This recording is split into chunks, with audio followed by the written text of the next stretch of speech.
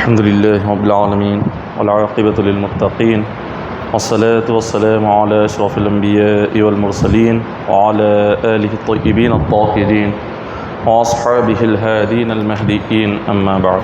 فقد قال الله تبارك وتعالى في الكلام المجيد والفرقان الحميد فأعوذ بالله من الشيطان الرجيم بسم الله الرحمن الرحيم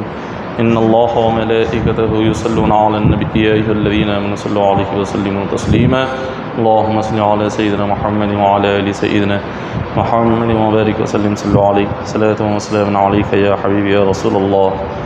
صلی اللہ تعالیٰ علیہ وسلم۔ کل حضور علیہ الصلوۃ والسلام کے موئے مبارک کا ذکر کیا گیا تھا۔ آج کی اس محفل میں آقا علیہ الصلوۃ والسلام کے چہرے مبارک کا ذکر ہوگا کہ حضور علیہ الصلوۃ والسلام کے چہرے مبارک کا کیا حال تھا، اللہ نے اپنے نبی کے چہرے کو کس طرح سے پیدا فرمایا، حضور علیہ الصلوۃ والسلام کا چہرہ کس طرح رب تبارک و تعالیٰ نے حسین بنایا، آج اس کے متعلق بیان کیا جائے گا۔ حضرت ابو نعیم رحمۃ اللہ تعالیٰ علیہ اپنی کتاب خصائص کبریٰ جلد نمبر 2 صفحہ نمبر 182 پر آپ فرماتے ہیں کہ اللہ تبارک و تعالیٰ نے انسانیت کا جتنا حسن ہے، تمام مخلوق کا حسن جمع کیا، وہ ساری مخلوق کا حسن اللہ نے 1,24,000 نبیوں اور رسولوں کو عطا فرمایا۔ انسانیت میں سب سے حسین اور جو سب سے خوبصورت ہیں وہ نبی اور رسول۔ رب نے ساری مخلوق کا حسن جمع کر کے نبیوں اور رسولوں کو عطا فرمایا۔ سارے نبیوں اور سارے رسولوں کا حسن رب نے جمع کر کے حضرت یوسف علیہ السلام کو عطا فرمایا۔ حضرت یوسف علیہ السلام اتنے حسین اتنے خوبصورت تھے کہ آپ کی خوبصورتی اور آپ کا حسن ایک مقام پر اگر رکھ دیا جائے اور سارے انبیاء اور سارے رسولوں کا حسن اگر جمع کیا جائے تو حضرت یوسف علیہ السلام کا حسن سارے نبیوں اور رسولوں کے حسن کے برابر ہوتا ہے۔ اللہ نے اتنا حسین بنایا تھا حضرت یوسف علیہ السلام کو۔ یوسف علیہ السلام اتنے حسین تھے کہ جو کوئی آپ کو دیکھتا، آپ کو دیکھ کر وہ شخص تھوڑی دیر کے لیے اس کی عقل، اس کے ہوش، اس کے سمجھنے کی طاقت ختم ہو جاتی تھی آپ کا حسن دیکھ کر۔ اور کوئی یوسف علیہ السلام کو دیکھ کر کوئی انہیں فرشتہ کہتا، کوئی کہتا کہ یہ انسان ہی نہیں ہے، اور یہ بہت ہی حسین اتنے تھے کہ لوگ سمجھتے کہ کوئی فرشتہ زمین پر اتر آیا۔ اللہ تبارک و تعالیٰ نے حضور علیہ السلام کو بھی جب دنیا میں بھیجا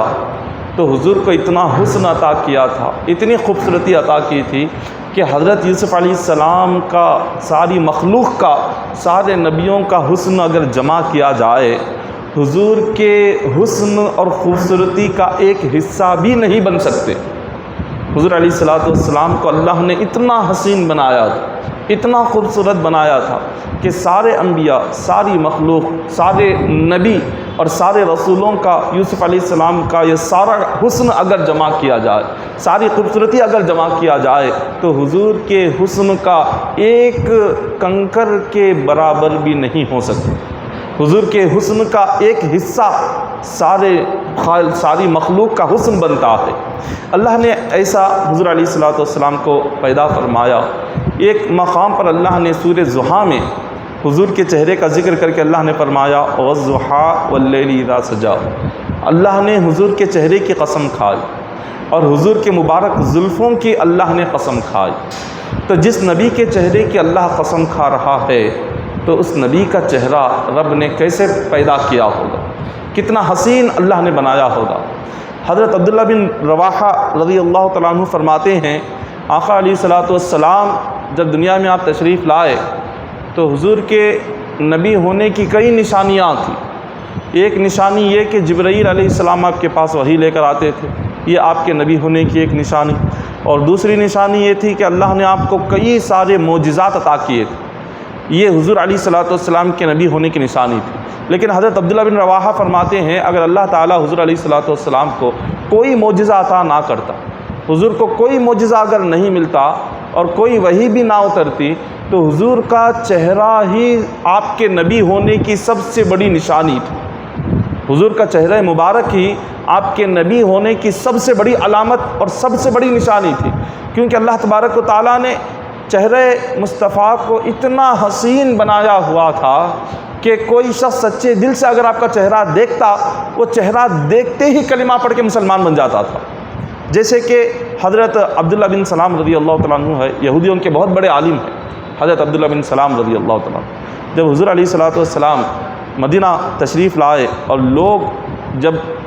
لوگوں کو پتہ چلا مدینہ کے کہ حضور علیہ الصلوۃ والسلام مدینہ تشریف لائے ہیں، تو مدینہ کے لوگوں نے اپنے سارے کام کاج چھوڑ دیے، سب کچھ چھوڑ کر حضور کو دیکھنے کے لیے دوڑتے ہوئے مدینہ تشریف لائے۔ اب جہاں حضور علیہ الصلوۃ والسلام تھے وہاں تشریف لائے۔ حضرت عبداللہ بن سلام فرماتے ہیں کہ یہ کھجوروں کے باغ میں کھجور توڑ رہے تھے اور اپنے جھبے میں جمع کر رہے تھے۔ جب انہیں پتہ چلا کہ حضور آ رہے ہیں تو حضرت عبداللہ بن سلام رضی اللہ تعالیٰ عنہ نے سارے کام چھوڑ دیے، اور جس حالت میں تھے، جتنے کھجور توڑ کر آپ نے جمع کیا تھا، وہ سارے کھجور اسی طرح سے پکڑ کر آپ حضور علیہ الصلوۃ والسلام کو دیکھنے کے لیے مدینہ جہاں حضور تھے وہاں مدینہ میں آئے۔ لوگوں کا مجمع تھا، لوگوں کو ہٹا کر جب قریب گئے، عبداللہ بن سلام فرماتے ہیں یہ یہودی تھے، یہودیوں میں بہت بڑے عالم تھے، یہودیوں کی کتاب کو جاننے والے، کتاب کو پڑھنے والے تھے۔ عبداللہ بن سلام فرماتے ہیں جیسے ہی میری پہلی نظر حضور علیہ الصلوۃ والسلام پر پڑی تو میرے دل نے اسی وقت میں کلمہ پڑھ کر مسلمان ہو گیا۔ دل سے آواز آئی، حضرت عبداللہ بن سلام فرماتے ہیں میرے دل نے کہا کہ یہ جو چہرہ ہے کسی عام انسان کا یہ چہرہ نہیں ہو سکتا، یقیناً یہ چہرہ اللہ کے سچے نبی کا ہی ہو سکتا ہے، کیونکہ اللہ نے حضور کے چہرے کی نشانی کو تورات میں بیان فرمایا تھا، آپ نے تورات میں پڑھا تھا۔ تو اس چہرے رسول کو دیکھ کر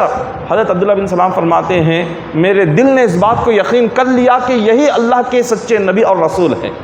یہودی کہتے تھے کہ حضور علیہ الصلوۃ والسلام نبی نہیں ہے، یہ آخری نبی نہیں بلکہ آخری نبی ابھی آنے والے ہیں، یہ نہیں آئے ہیں۔ یہودی حضور علیہ الصلوۃ والسلام کو نبی ماننے سے انکار کرتے تھے۔ حضرت عبداللہ بن سلام بھی تو یہودیوں کے بہت بڑے عالم تھے، تو جب انہوں نے ابھی حضور کو دیکھا نہیں، خالی انہوں نے سنا تھا، دوسروں سے سنا تھا کہ حضور علیہ الصلوۃ والسلام مکہ میں ہیں، آخری نبی مکہ میں ہیں، مگر یہودیوں کے بہت بڑے عالموں نے انہوں نے کہہ دیا تھا کہ جو مکہ میں ہے وہ نبی نہیں ہے، انہوں نے نبوت کا جو اعلان کیا ہے وہ بالکل غلط اعلان ہے، انہوں نے نعوذ باللہ جھوٹ کہا ہے۔ اس طرح کی باتیں یہودی اور یہودیوں کے عالم مدینہ میں پھیلا رہے تھے۔ عبداللہ بن سلام نے ان کی باتیں سنی مگر حضور علیہ الصلوۃ والسلام کو دیکھا نہیں۔ جب پہلی نظر حضور کو دیکھا، حضرت عبداللہ بن سلام فرماتے ہیں میرے دل نے کہا کہ یہ جو چہرہ ہے یہ کسی جھوٹے کا نہیں ہو سکتا، یہ جو چہرہ ہے یہ چہرہ یقیناً سچے نبی اور رسول کا ہی چہرہ ہے۔ اور پھر آپ فرماتے ہیں جب میں حضور کو پہلی بار مدینہ میں دیکھا تو حضور علیہ الصلوۃ والسلام مدینہ کے لوگوں کو آپ نصیحت فرما رہے تھے۔ نصیحت کیا فرما رہے تھے؟ حضور نے فرمایا یا ایھا الناس، اے لوگوں، افشوا السلام، سلام کو عام کرو، سلام جو بھی مومن نظر آئے چاہے تم پہچانو یا نہ پہچانو سلام کرو۔ پھر حضور نے فرمایا وصلوا الارحام، اپنے رشتہ داروں سے محبت کرو، رشتہ داریوں کو ادا کرو۔ حضور یہ دوسرا حکم، دوسری نصیحت فرما رہے تھے۔ اور پھر حضور نے تیسری نصیحت یہ فرمائی والناس نیام وصلوا باللیل وصلوا باللیل والناس نیام، حضور نے فرمایا رات کے وقت میں اٹھ کر نماز پڑھا کرو جب لوگ سارے کے سارے سو جائیں۔ لوگ جب اپنے بستر پر آرام کر رہے ہو ایسے وقت میں تم آرام نہ کرو بلکہ نماز تہجد کی پابندی کرو۔ تین نصیحتیں حضور نے فرمائی کہ سلام کو عام کرو، رشتہ داریوں کو ادا کرو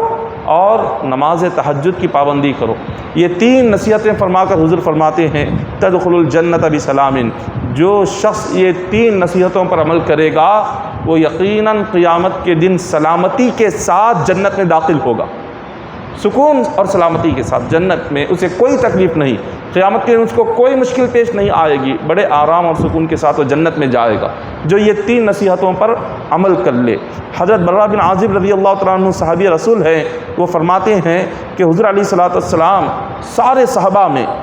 آپ اتنے حسین اور اتنے خوبصورت تھے کہ ہر کوئی آپ کو دیکھتا تو بس وہ دیکھتا ہی رہ جاتا تھا۔ حضور علیہ الصلوۃ والسلام کو جو کوئی آپ سے ملاقات کے لیے آتے تو بس وہ دیکھتے رہ جاتے۔ حضرت ابو قرصافہ رضی اللہ تعالیٰ عنہ حضور کے صحابی ہیں، وہ فرماتے ہیں کہ ان کی والدہ اور ان کی خالہ اور حضرت ابو قرصافہ یہ تینوں حضور علیہ الصلوۃ والسلام کے پاس بیعت کرنے کے لیے گئے۔ حضور کے پاس بیعت کر لی، حضور کے پاس جا کر وعدہ کر لیا کہ ہم آج سے دین اور اسلام کے پابند ہو جائیں گے۔ جب بیعت کر لی تو بیعت کر کے جب واپس آ رہے تھے تو آپ کی والدہ نے، حضرت ابو قرصافہ کی والدہ اور آپ کی خالہ، وہ کہنے لگی ما رأینا مثل هذا الرجل احسن وجہا، انہوں نے کہا کہ ہم نے ایسے حسین اور خوبصورت چہرے والا کوئی انسان آج تک دیکھا ہی نہیں۔ اور پھر وہ کہتی ہیں کہ ولا انقا ثوبا، ایسے پاکیزہ لباس پہننے والے بھی آج تک ہم نے دیکھا نہیں۔ اور حضور سے انہوں نے کچھ باتیں بھی کی، حضور نے انہیں دین کی باتیں بھی سنائی۔ جب انہوں نے حضور کی باتیں سنی، حضور سے بات کی، تو وہ باتیں سننے کے بعد وہ کہتی ہیں وَعَلْيَنَا كَلَامًا وَرَأَيْنَا كَالنُّورِ يَخْرُجُ مِن فِيهِ، فرمایا کہ حضور علیہ الصلوۃ والسلام جیسا میٹھا بات کرنے والے کسی دوسرے شخص کو ہم نے دیکھا نہیں۔ حضور جتنی نرمی سے، جتنی مٹھاس سے بات کرتے تھے، ایسی مٹھاس اور ایسی نرمی سے بات کرنے والے کوئی دوسرے نہیں ہیں۔ یہ کون کہہ رہی ہیں؟ ایک صحابی رسول حضرت ابو قرصافہ کی والدہ اور ان کی خالہ حضور سے مل کر فرما رہی ہیں، اور وہ فرماتی ہیں کہ جب حضور بات کرتے تو حضور کے چہرے سے نور نکلتا تھا، آپ کے چہرے سے نور نکلتا جب آپ بات کرتے۔ حضور علیہ الصلوۃ والسلام کے چہرے مبارک کو اللہ نے اتنا روشن بنایا تھا، اتنا نورانی بنایا تھا کہ حضرت عائشہ صدیقہ رضی اللہ تعالیٰ عنہا فرماتی ہیں کہ حضور علیہ الصلوۃ والسلام کے چہرے کو دیکھ کر جس کسی نے بھی حضور کے چہرے کی حسن اور خوبصورتی کو بیان کرنا چاہا تو حضور کی خوبصورتی کو بیان کرنے کے لیے ہر ایک نے چہرہ رسول کی تعریف چاند سے کی۔ جس کسی نے حضور کا چہرہ اور حضور کے چہرے کی نور اور رونق کو بیان کرنا چاہا تو انہوں نے کہا کہ حضور کا چہرہ کیسا ہے؟ تو کہنے لگے کہ حضور کا چہرہ 14ویں رات کے چاند کی طرح نظر آتا ہے۔ چاند جو 14ویں رات کا چاند بہت ہی حسین اور روشن اور خوبصورت ہوتا ہے، تو ہر کسی نے جب حضور کے چہرے کی تعریف بیان کی تو 14ویں رات کے چاند کی روشنی سے، خوبصورتی سے حضور کے چہرے کی روشنی کو بیان کیا۔ اور حضرت عائشہ صدیقہ رضی اللہ تعالیٰ عنہ فرماتی ہیں جب حضور علیہ الصلوۃ والسلام کے چہرے پر پسینے کے خطرات آتے تو پسینے کے خطرے حضور کے چہرے پر ایسے نظر آتے تھے جیسے کسی نے موتی کو رکھ دیا ہو، کوئی حضور کے چہرے پر موتی وہ ٹپک رہے ہوں، پسینے کے خطرات موتی کی طرح دکھتے تھے، اتنا حسن تھا۔ اور پھر فرماتے ہیں حضرت کعب بن مالک رضی اللہ تعالیٰ عنہ صحابی رسول فرماتے ہیں کہ حضور علیہ الصلوۃ والسلام جب مسکراتے تو آپ کا چہرہ چاند کا ٹکڑا نظر آتا تھا، ایک چاند کا ایک چھوٹا سا حصہ ٹکڑا نظر آتا تھا جب حضور مسکراتے تھے، اتنا حسین نظر آتا تھا۔ اور حضرت نہایہ حضرت امام زرقانی مواہب لدنیہ میں لکھتے ہیں کہ حضور علیہ الصلوۃ والسلام جب خوش ہوتے مسکراتے تو آپ کا چہرہ بالکل آئینے کی طرح ہو جاتا، جس طرح آئینے میں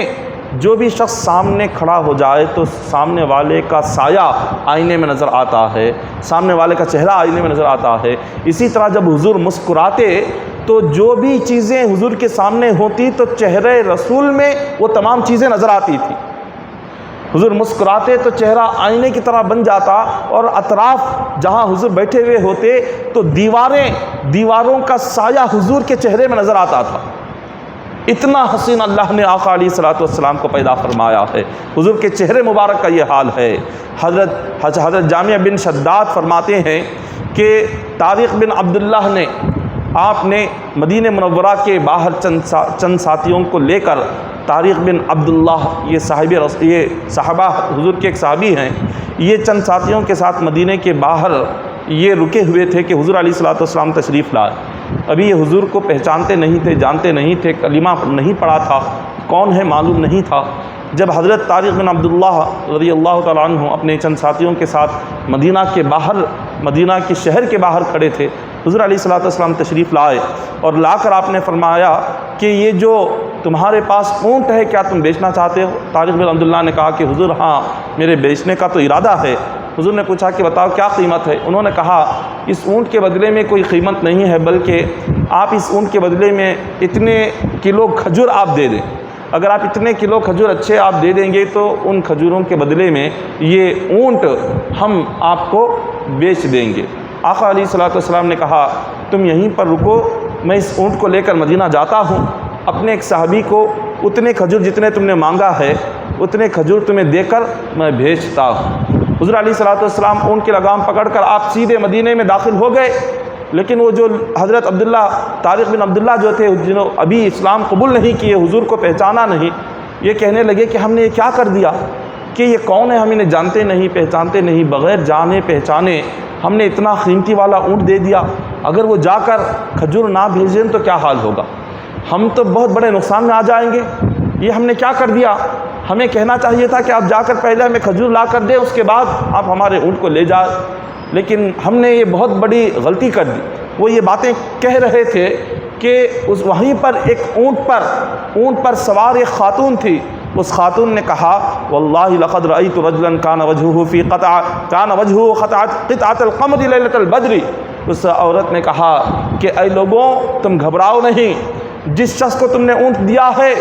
وہ شخص یقیناً تمہاری جتنی رقم ہے، جتنے کھجور انہوں نے بات کیے ہیں وہ کھجور تمہیں لا کر پہنچائیں گے، اگر وہ نہ پہنچائے تو میں وعدہ کرتی ہوں کہ میں تمہیں اتنے کھجور پہنچاؤں گی۔ ان لوگوں نے پوچھا کیا تم انہیں جانتی ہو پہچانتی ہو؟ انہوں نے کہا کہ نہیں، نہ میں انہیں جانتی ہوں نہ پہچانتی ہوں، میں نے پہلی مرتبہ انہیں دیکھا ہے۔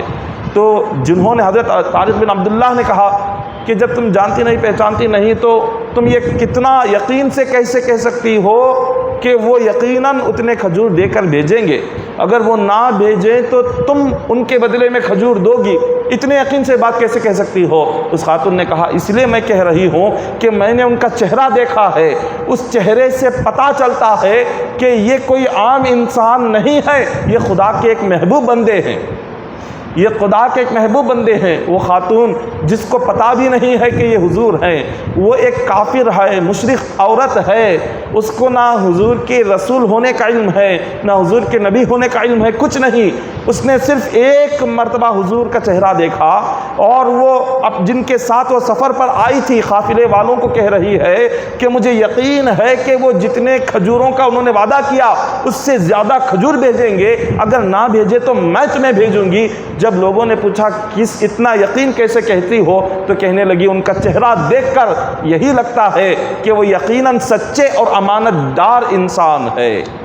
یہ غیر کہہ رہے ہیں، یہ کلمہ پڑھنے والے نہیں بلکہ غیر ہیں، یہ بتوں کی عبادت کرنے والے تھے، ابھی یہ بات کہہ رہے ہیں۔ تھوڑی دیر انہوں نے انتظار کیا، تھوڑی دیر کے بعد حضور علیہ الصلوۃ والسلام کے ایک صحابی آئے اور انہوں نے کہا کہ حضور نے تم سے جو اونٹ لیا تھا، جتنے کلو کھجور حضور نے تمہیں دینے کا وعدہ کیا یہ اتنے کلو کھجور ہیں، یہ اونٹ کی قیمت ہے، اس کو رکھ لو، اور حضور نے اس کے اوپر بھی تمہیں کھانے کے لیے کھجور بھیجے، حضور نے اس کے علاوہ بھی تمہاری بھوک اور پیاس مٹانے کے لیے، تم سفر میں ہو، حضور نے تمہیں کھانے کے لیے بھی اور کھجور بھیجے۔ آقا علیہ الصلوۃ والسلام نے اور کھجور انہیں عطا کیے تھے تاکہ وہ کھا کر اپنی بھوک اور پیاس کو مٹائے۔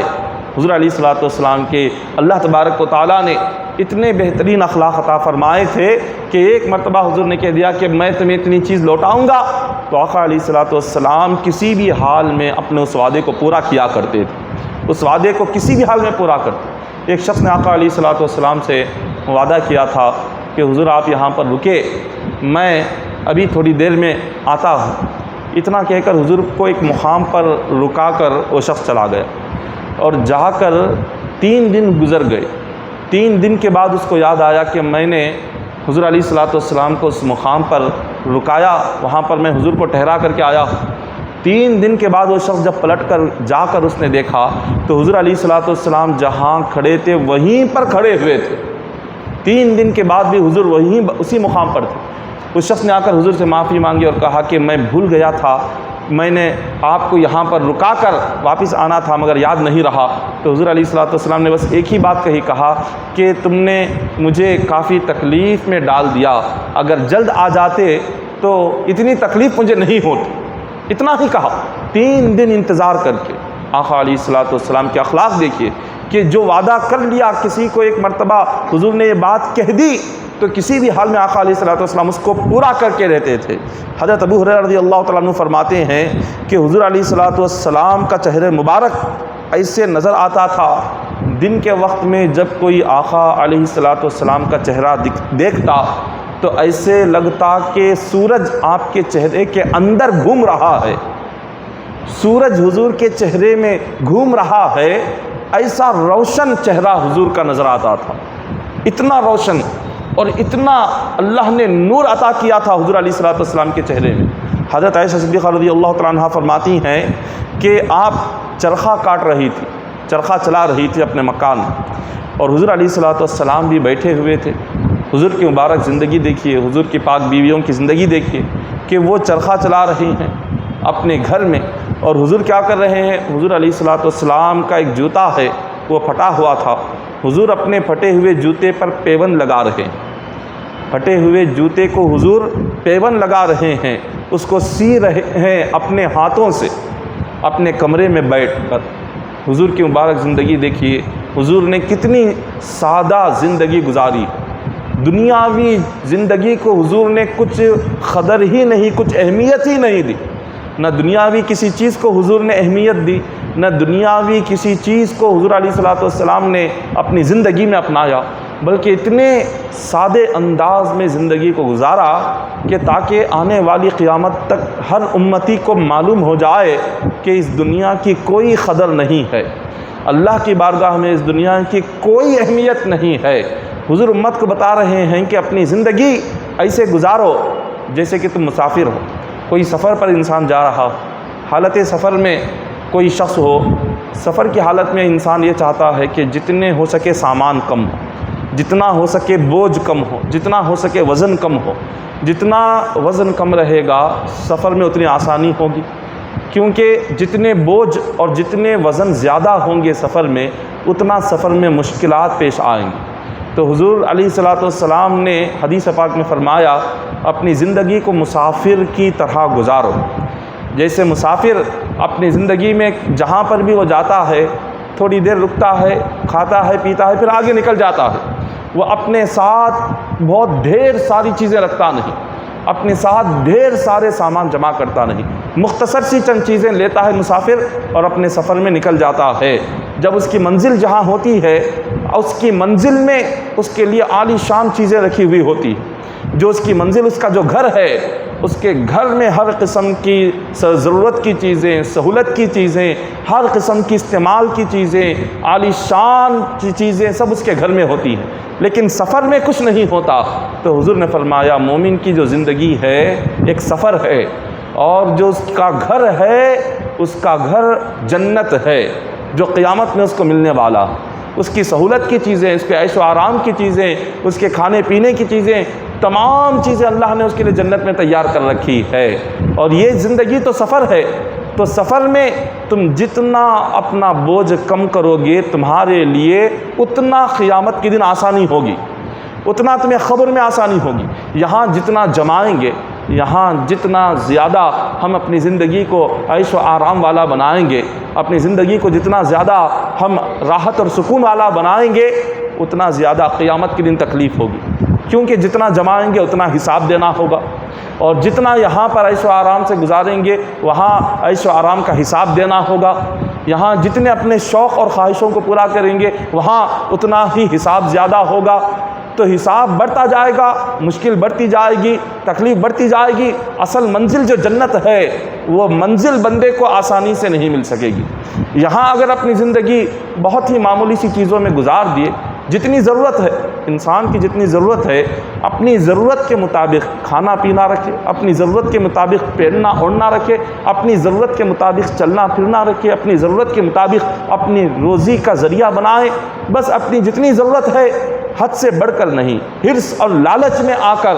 ہم اتنا دنیا میں اگر گم ہو گئے، نہ آخرت کی خبر ہے نہ اللہ رسول یاد ہے، تو ایسی دنیا بندے کی آخرت کو برباد کر دیتی ہے۔ اگر ضرورت کی حد تک ہے تو کوئی حرج نہیں۔ حضور نے اپنی زندگی میں دنیا کو استعمال کیا تو صرف ضرورت کے لیے، جتنی ضرورت ہوتی۔ حضور علیہ الصلوۃ والسلام کبھی 2 دن آپ کھانا نہیں کھاتے، جتنا عبادت کے لیے عبادت میں اللہ کی بارگاہ میں کھڑے ہونے کے لیے جتنے لقمے کھانے کی ضرورت ہوتی حضور اتنا ہی کھا کر عبادت کے لیے کھڑے ہوتے۔ نماز کے لیے جتنی طاقت جسم کو چاہیے ہوتی حضور علیہ الصلوۃ والسلام اتنا کھا کر نماز کے لیے کھڑے ہو جاتے۔ آپ جسم کو چھپانے کے لیے جتنے کپڑے چاہیے حضور علیہ الصلوۃ والسلام نے اتنے کپڑے استعمال کیے، اور آپ نے اپنی پاک بیویوں سے فرمایا کہ جب تم کوئی دوپٹہ پہنو یا لباس پہنو، اگر وہ پھٹ جائے پرانا ہو جائے تو فوراً اس کو پھینک کر نیا نہ لو، بلکہ اس پرانے لباس کو اس وقت تک پہنو جب تک کہ اس پر پیون نہ لگ جائے۔ اگر پھٹ جائے تو پیون لگاؤ، اگر وہ پیون بھی پھٹ جائے تو پھر اس کے اوپر ایک اور پیون لگاؤ، پیون لگا کر اس کو پہنا کرو۔ یہ حضور نے اپنی پاک بیویوں کو سکھایا ہے کہ دنیاوی زندگی کیا ہے، اس کی کوئی اہمیت نہیں۔ آقا علیہ الصلوۃ والسلام کی نظر میں، اللہ رسول کی نظر میں اس کی کوئی اہمیت نہیں ہے۔ تو آقا علیہ الصلوۃ والسلام اپنے مبارک جوتوں کو آپ پیون لگا رہے تھے۔ حضرت عائشہ صدیقہ رضی اللہ تعالیٰ عنہ فرماتی ہیں کہ میں حضور کو دیکھنے لگی، حضور کی پیشانی سے پسینے کے قطرے ٹپک رہے تھے، اور وہ پسینے کے قطروں کو جب میں نے دیکھا تو ایسے لگ رہا تھا کہ وہ پسینے کے قطرے نہیں بلکہ آسمان کے ستارے ہیں۔ جس طرح سے ستارے آسمان پر رات کے وقت میں چمکتے ہیں، حضور کے چہرے پر پسینے کے قطرے ستاروں کی طرح چمک رہے تھے۔ یہ حضور علیہ الصلوۃ والسلام کے چہرے کا نور ہے جو اللہ تبارک و تعالیٰ نے عطا فرمایا۔ حضرت حسان بن ثابت رضی اللہ تعالیٰ عنہ حضور کے صحابی ہے، وہ اپنے عربی کے ایک شعر میں فرماتے ہیں متا یبدو فی اللیل البہیم جبینہ بلج مثل مصباح الدجا المتوقد۔ عربی کا شعر ہے جس کا معنی یہ ہے کہ اندھیری رات میں حضور علیہ الصلوۃ والسلام کی پیشانی ایک روشن چراغ کی طرح چمکتی ہے۔ جس طرح سے اندھیری رات میں روشن چراغ چمکتا ہے، حضور کی مبارک پیشانی بھی اندھیری رات میں روشن چراغ کی طرح چمکتی ہے۔ یہ صحابہ اکرام ہے جو آقا علیہ الصلوۃ والسلام کی پیشانی مبارک کے نور کو بیان کر رہے ہیں۔ ام المومنین حضرت عائشہ صدیقہ رضی اللہ تعالیٰ عنہ فرماتی ہیں کہ آپ اپنے مکان میں بیٹھ کر کچھ سی رہی تھی، اچانک ہاتھ سے سوئی نیچے گر گئی، اور ہر جگہ تلاش کیا مگر سوئی نہ ملی، کیونکہ رات کا وقت اندھیرا تھا، کمرے میں چراغ بھی نہیں تھا۔ حضور علیہ الصلوۃ والسلام کے مبارک کمروں میں چراغ تک بھی نہیں ہوتا تھا، کبھی کسی مکان میں چراغ رہتا، کسی مکان میں حضور کے چراغ بھی نہیں رہتا تھا۔ تو جب آقا علیہ الصلوۃ والسلام اپنے کمرے میں داخل ہوئے تو اندھیرا تھا، تو حضرت عائشہ صدیقہ فرماتی ہیں کہ جیسے حضور کمرے میں آئے، حضور کے چہرے سے ایسا نور نکلا کہ حضور کے چہرے کے روشنی سے میں نے اپنی سوئی کو تلاش کر لیا۔ جو سوئی گر گئی تھی نیچے اور نظر نہیں آ رہی تھی، حضور کے چہرے مبارک کے نور سے وہ سوئی چمکنے لگ گئی۔ اتنا چہرے مبارک کا نور تھا کہ اگر حضور اندھیرے کمرے میں داخل ہو جاتے سارا کمرہ روشن ہو جاتا تھا۔ آپ نے فرمایا میں نے اس سوئی کو وہاں سے اٹھا لیا اور حضور کے چہرے مبارک کے نور سے سارا کمرہ روشن ہو گیا۔ آقا علیہ الصلوۃ والسلام کے چہرے مبارک کا جو حسن ہے اللہ نے روئے زمین پر کسی کو دکھایا ہی نہیں۔ حضور علیہ الصلوۃ والسلام کے حسن کو اللہ نے چھپا کر رکھا، کیونکہ جو شخص اگر کوئی دنیا میں کسی سے کسی چیز سے محبت کرے، اگر انسان جس چیز کو اپنے دل سے اور اپنے دل کے قریب رکھتا ہو، وہ چیز وہ دنیا کے سامنے دکھاتا نہیں۔ انسان جس چیز کو چاہتا ہے، وہ جس چیز سے محبت کرتا ہے، وہ چاہتا ہے کہ یہ دنیا والوں سے چھپی رہے، کیونکہ وہ دل سے اس چیز کو چاہتا ہے، وہ اس سے محبت کرتا ہے، وہ کسی کی نظر اس پر پڑنے نہیں دیتا۔ تو اللہ تبارک و تعالیٰ وہ تو رب ہے، ساری کائنات میں سب سے زیادہ اللہ تعالیٰ اگر کسی سے محبت فرماتا ہے، اگر اللہ تعالیٰ کسی سے چاہت فرماتا ہے تو وہ صرف حضور علیہ الصلوۃ والسلام۔ ساری کائنات میں مولا اپنے نبی سے بے انتہا اللہ تعالیٰ محبت فرماتے ہیں، تو اللہ تبارک و تعالیٰ نے اپنے نبی کا حسن کسی اور کے سامنے ظاہر نہیں کیا، مولا نے اس حسن کو اپنے دیکھنے کے لیے اللہ نے اس کو محفوظ کر دیا۔ اللہ نے اپنے دیکھنے کے لیے اپنے نبی کے حسن کو روئے زمین کی کائنات کی ہر چیز سے چھپایا، تاکہ حضور اللہ کے محبوب ہے، اور مولا اپنے محبوب کا حسن اس نے خود دیکھنے کے لیے اس حسن کو چھپا کر رکھا، اس نے مخلوق کے سامنے ظاہر نہیں کیا۔ حضور کا جو حسن ظاہر ہوا یہ تو کچھ نہیں، یہ تو ایک چھوٹا سا ذرہ سا حصہ ہے۔ حضور کے حسن کا ایک ذرہ برابر ہے جس کو لوگوں نے دیکھا دنیا میں اور اس حسن کے دیوانے ہو گئے۔ حضرت یوسف علیہ السلام کو جب آپ مصر گئے، حضرت بی بی زلیخا نے جب آپ کو دیکھا، دیکھ کر حضرت بی بی زلیخا آپ کی بھی انتہا عاشق ہو چکی تھی، آپ سے نکاح کرنے کی آپ نے آرزو ظاہر کی۔ سب سے پہلے آپ وہاں بادشاہ مصر کی بیوی تھی حضرت بی بی زلیخا، تو بادشاہ مصر نے حضرت یوسف علیہ السلام کو بازار سے خریدا تھا، کیونکہ یوسف علیہ السلام کے بھائیوں نے آپ کو لے جا کر کنویں میں ڈھکیل دیا۔ آپ کنویں میں، آپ کے بھائیوں نے آپ سے دشمنی کر کے آپ کو مارنا چاہا، آپ کو قتل کرنے کے ارادے سے کنویں میں ڈال دیا۔ کنویں میں تنہا تھے، چیخ رہے تھے، چلا رہے تھے، ایک قافلہ وہاں سے گزر رہا تھا، اس قافلے والوں نے کنویں سے حضرت یوسف علیہ السلام کو باہر نکال کر ان لوگوں نے مصر کے بازار میں لے گئے اور کہنے لگے اتنا حسین اور خوبصورت یہ نوجوان ہے، اس کو بہت عالی شان قیمت میں ہم بیچیں گے۔ لے جا کر مصر کے بازار میں یوسف علیہ السلام کو بیچا گیا۔ تو بادشاہ مصر نے آپ کو خریدا، اپنے محل میں لایا۔ جب وہ محل میں لایا تو بادشاہ مصر کی بیوی تھی حضرت زلیخا، انہوں نے جب یوسف علیہ السلام کو دیکھا تو آپ کا حسن دیکھ کر وہ دیوانی ہو گئے، اور یوسف علیہ السلام کے ساتھ انہوں نے بدکاری کرنا چاہا، گناہ کرنا چاہا۔ یوسف علیہ السلام کو 7 کمروں کے اندر بند کر دیا گیا، اور جب آپ نے دیکھا کہ حضرت بی بی زلیخا آپ کے ساتھ گناہ کرنے کا ارادہ رکھتی ہیں تو آپ دوڑنے لگے۔ جیسے جیسے آپ دوڑتے جا رہے تھے، اور اس گناہ سے بچنے کے لیے وہ جو 7 دروازوں کو بند کیا گیا تھا، ایک ایک دروازے کا تالا خود بخود کھلتا جا رہا تھا، غیب سے ایک ایک دروازہ کھلتا گیا۔ آپ دوڑتے ہوئے باہر نکل گئے، اور آپ کے کرتے کو پکڑ کر حضرت بی بی زلیخا کھینچ رہی تھی، مگر آپ آگے جا رہے تھے، آگے دوڑتے ہوئے باہر چلے گئے۔ جب بادشاہ مصر کو بی بی زلیخا نے جا کر حضرت یوسف علیہ السلام پر تہمت لگا دی، کہا کہ اس شخص نے میرے ساتھ یہ گناہ کرنے کی اس نے ناپاک سازش کی ہے، یوسف علیہ السلام نے کہا کہ اس کے تعلق سے میں اپنی پاک دامنی کو بیان نہیں کروں گا، بلکہ ایک بچہ تھا وہاں پر جس کے پیدائش کے چند دن گزرے ہوئے تھے، اس بچے نے گواہی دی، کہا وَإِن كَانَ قَمِيصُهُ قُدَّ مِن قَبُلٍ فَصَدَقَتْ وَهُوَ مِنَ الْكَاذِبِينَ وَإِن كَانَ قَمِيصُهُ قُدَّ مِن دُبُرٍ فَكَذَبَتْ وَهُوَ مِنَ الصَّادِقِينَ۔ اس بچے نے کہا کہ یوسف علیہ السلام کے کرتے کو دیکھو، اگر یوسف علیہ السلام کا کرتا سامنے سے پھٹا ہوا ہے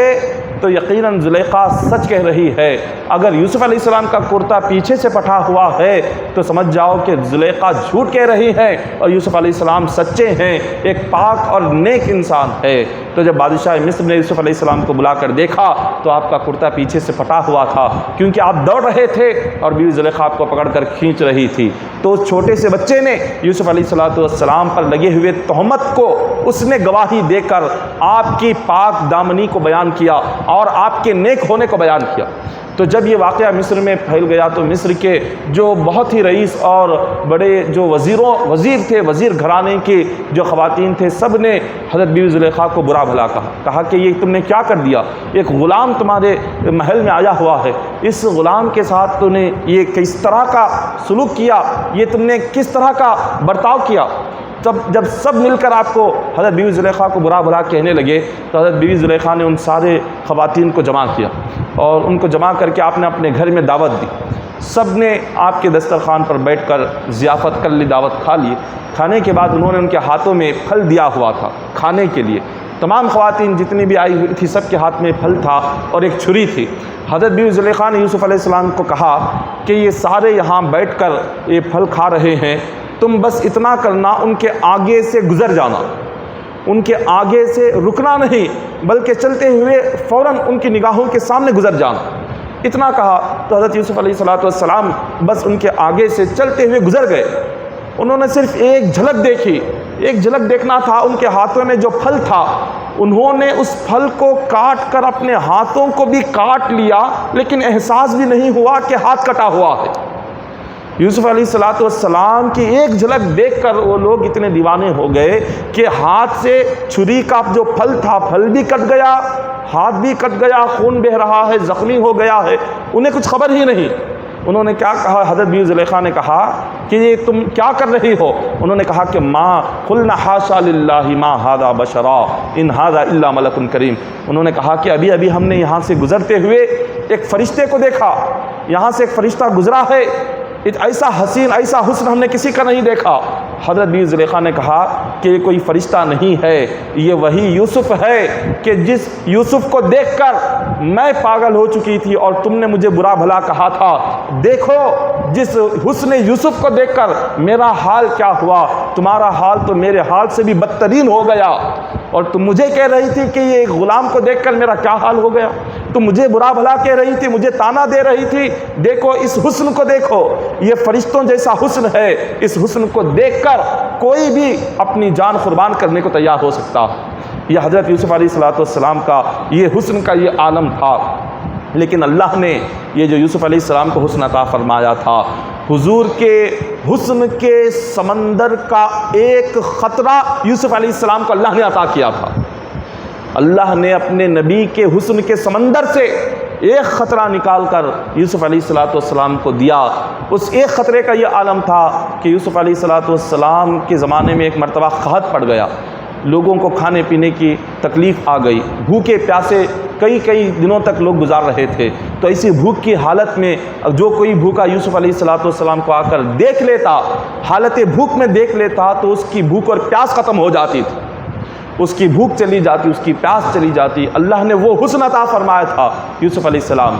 لیکن حضور علیہ السلام کے حسن پر اللہ نے ہزاروں پردے ڈالے ہوئے تھے، کیونکہ علماء فرماتے ہیں کہ اگر اللہ تبارک و تعالیٰ اپنے نبی کے چہرے سے سارے پردے اٹھا دیتا تو کسی کی آنکھ میں اتنی طاقت نہیں تھی جو حضور کے چہرے مبارک کے حسن کو دیکھ سکے۔ صحابہ کرام اندھے ہو جاتے۔ اگر اللہ تبارک و تعالیٰ حضور کا سارا حسن دکھا دیتا تو صحابہ کی آنکھیں کمزور پڑ جاتی، کوئی دیکھ نہیں سکتا۔ آج سورج زمین سے کروڑوں میل کے فاصلے پر ہے، پھر بھی اس کی روشنی کو انسان زمین سے کھڑے ہو کر آنکھوں میں آنکھیں ڈال کر دیکھ نہیں سکتا۔ تو جب سورج کا حسن تو حضور کے حسن کے سمندر کے آگے ایک ذرہ سا حصہ ہے، جب اس کا یہ عالم ہے تو چہرے مصطفیٰ جو اللہ کے حسن کا سمندر ہے، اس حسن کا کیا عالم ہوگا۔ اللہ تبارک و تعالیٰ نے اس حسن کی ایک جھلک معراج کی رات بتائی۔ معراج کی رات حضور علیہ السلام جب آپ تشریف لے کر جا رہے تھے آسمانوں کی طرف، آقا علیہ السلام کے ساتھ نورانی فرشتے تھے، جبرائیل تھے، ہر طرف نور ہی نور تھا، نور کی مشالیں تھیں، نور کی روشنیاں اور قندیلیں تھیں، یہ ساری چیزیں تھیں۔ اللہ تبارک و تعالیٰ نے کہا کہ اے جبرائیل میرے نبی کے چہرے سے ایک نورانی پردہ اٹھاؤ۔ اللہ تبارک و تعالیٰ نے حضور کے چہرے پر جو ہزاروں پردے ڈالے تھے، اور حضرت جبرائیل امین نے اللہ کے حکم سے جب ایک پردہ اٹھایا تو فرماتے ہیں وہ ایک پردے کا اٹھنا تھا، ساری روئے زمین دن کی طرح روشن ہو گئی۔ حضرت عثمان غنی رضی اللہ تعالیٰ عنہ آپ رات کے وقت میں اٹھے، آپ چیخنے چلانے لگے، آپ نے کہا کہ قیامت قائم ہو گئی ہے، قیامت قائم ہو گئی ہے، کیونکہ رات کے وقت میں اتنی روشنی، ایسے لگ رہا ہے کہ سورج نکل گیا، قیامت قائم ہو گئی۔ غیب سے آواز آئی کہ اے عثمان سو جاؤ، قیامت قائم نہیں ہوئی، ہم نے اپنے نبی کے چہرے سے ایک پردہ اٹھایا جس سے ساری روئے زمین روشن ہو چکی ہے۔ اگر سارے پردے اٹھا دیتے تو حضور علیہ السلام کے حسن اور چہرے کو دیکھنے کی طاقت کسی بندے میں نہیں تھی۔ اللہ تبارک و تعالیٰ نے وہ حسن عطا فرمایا تھا۔ علامہ قرطبی فرماتے ہیں لم یظہر لنا تمام حسنہ صلی اللہ علیہ وسلم لأنہ لو ظہر لنا تمام حسنہ لما اطاقت اعینہ رؤیتہ صلی اللہ علیہ وسلم۔ حضرت عبد الحق محدث دہلوی آپ فرماتے ہیں کہ آپ کے والد عبد الرحیم محدث دہلوی نے خواب میں ایک دن حضور علیہ السلام کو دیکھا اور عرض کیا کہ یا رسول اللہ صلی اللہ علیہ وسلم، جب مصر کی خواتین نے یوسف علیہ السلام کو دیکھا تو ان کا چہرہ دیکھ کر، ان کی خوبصورتی دیکھ کر مصر کی خواتین نے اپنے ہاتھ کاٹ لی، مگر صحابہ کرام نے آپ کو دیکھا، انہوں نے اپنے ہاتھ نہیں کاٹے، اور کبھی کسی صحابی نے آپ کے چہرے کو دیکھ کر کبھی اپنے آپ کو زخمی نہیں کر لیا۔ حضور علیہ السلام نے فرمایا کہ اے عبد الرحیم، اللہ تبارک و تعالیٰ نے جمالی مستور عن اعین الناس غیرۃ من اللہ عز وجل، اللہ حضور فرماتے ہیں کہ عبد الرحیم، اللہ نے میرے حسن کو دنیا والوں کی آنکھوں سے چھپا کر رکھا، اللہ نے کسی کے سامنے ظاہر نہیں کیا، اللہ نے میرا حسن خود دیکھنے کے لیے رب تبارک و تعالیٰ نے صرف اپنے لیے میرا حسن رکھا، کسی اور کے سامنے اللہ نے میرا حسن ظاہر نہیں کیا۔ حضور فرماتے ہیں اگر اللہ تبارک و تعالیٰ میرا حسن لوگوں پر ظاہر فرما دیتے تو مما فعلوا حین رأوا یوسف، حضور نے فرمایا کہ اگر اللہ میرا حسن دنیا والوں پر ظاہر فرما دیتے تو وہ حال ہوتا کہ جو یوسف علیہ السلام کو دیکھ کر جو حال ہوا اس سے کئی زیادہ بڑھ کر مجھے دیکھ کر لوگوں کا حال بگڑ جاتا۔ لوگ یوسف علیہ السلام کو دیکھ کر ہاتھ کاٹ لیے، اگر حضور کا مکمل حسن دیکھ لیتے اپنے گلے کٹا دیتے۔ یہ اللہ تبارک و تعالیٰ نے اپنے حبیب کے چہرے کو وہ مقام عطا فرمایا ہے۔ انشاءاللہ کل کی گفتگو میں آنے والے کل میں انشاءاللہ حضور کی مبارک آنکھوں کا ذکر ہوگا، حضور کے مبارک کانوں کا ذکر کیا جائے گا۔ دعا ہے کہ اللہ تبارک و تعالیٰ ہم تمام کو آقا علیہ الصلوۃ والسلام کے میلاد کے صدقے میں مولا ہماری دعاؤں کو قبول فرمائے، مولا ہم تمام کے صغیرہ کبیرہ گناہوں کو معاف فرمائے، اور ہم تمام کو اللہ تبارک و تعالیٰ ہمارے گناہوں کی، ہمارے عیبوں کی دنیا و آخرت میں ستر پوشی فرمائے، اور مولا ہماری رزق میں خیر و برکت عطا فرمائے، ہماری روزی میں کشادگی عطا فرمائے۔ آمین وآخر دعوانا الحمدللہ رب العالمین۔